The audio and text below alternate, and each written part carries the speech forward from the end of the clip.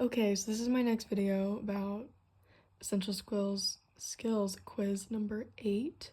And this is kind of going over Lewis dot structure and just what that looks like and what the rules are. So some terms are a bond, and so a bond is what holds atoms together and forms molecules. So you can have a single, a double, or a triple, and a bond is when you share atoms. And so we'll get into this next week. I talked to him about it, but we'll get into like polarity and non-polar bonds. But I'm pretty sure polar is when you share unequally and non-polar is when you share them equally. Or maybe I have it reversed, but that doesn't matter right now because you need a single, that's one bond, two, double, three, triple, you get the point. And that's how many electrons. And a bond is equal to 2 electrons.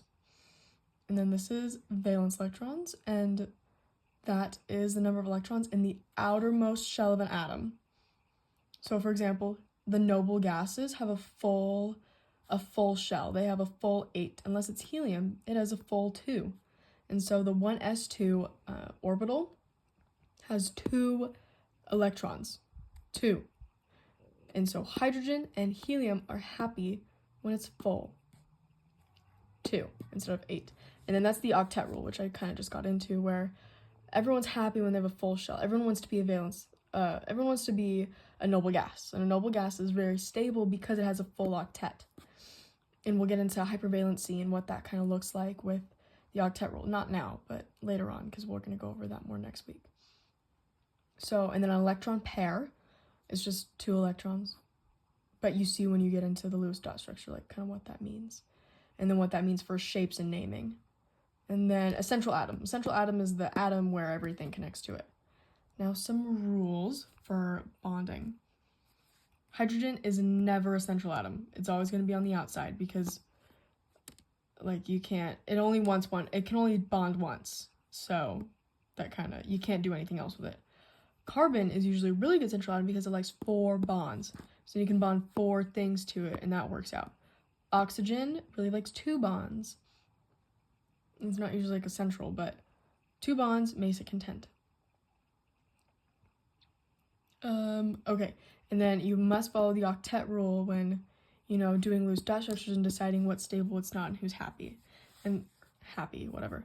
And then boron is weird, as Schott has said. And so that means that boron is happy with 6 electrons, valence electrons. And so when you're bonding, this is kind of what the orbital will look like, where it's 1s2, 2s2 to 2p1. Like, this is what it would look like for boron, but in any cases, he's happy with just 1s2, 2p6, and you kind of fill this over here, and you get 6 valence electrons.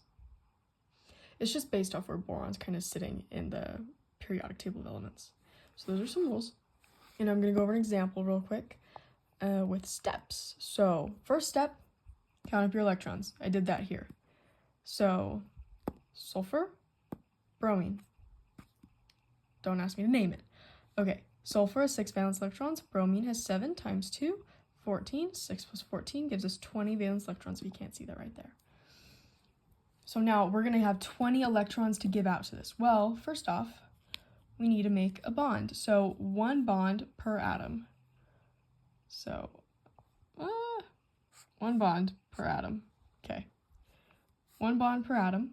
Okay, so then that gives us, we use 4, so 2, 4, and then now you have to fill a full octet for the outside atoms. So that's just going to be 6, 6, or 6, 6, and then if whatever we have left over, if we have any, we'll go here. So 2, 4, that's going to be what, 6, 8, 10, and then 12, 14, 16. 16, we have 4 left, so it's going to be 1, 2, 3, 4. And then it's content. Right?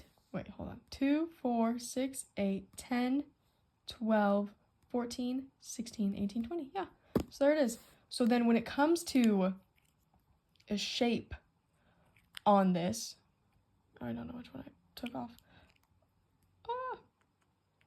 Okay, sorry. When it comes to a shape, when you're doing this, you have, so it's linear. You have two atoms attached to a central. So your bromines are attached to S, we have a single bond, and then we have 2 extra lone pairs. So 2 lone pairs. And that's going to give you a bent 109.5 degrees, because if you were to only have, say, 1, it would be less bent because you have 1 force pushing down to make it bent. But here we have 2 little pairs, think of it as, and that's giving more force to push these down. So then you're going to label it as bent 109.5. It looks like a colon. Anyways, so that's kind of what this looks like for like what we're gonna have to do tomorrow in the quiz. So one of them is gonna be, okay, I need you to do a Lewis dot structure. Okay, next one is naming it. And then the next one will probably be, I think it's only, I don't really know. But the ones that he posted are hypervalence, or hypervalent molecules. And unless you don't do well in this quiz, then you're gonna have to do it. And if you have to do it, I can make a video on hypervalency. But this is gonna be easy, nothing really to worry about, not super complex, and we'll be set. Okay, good luck.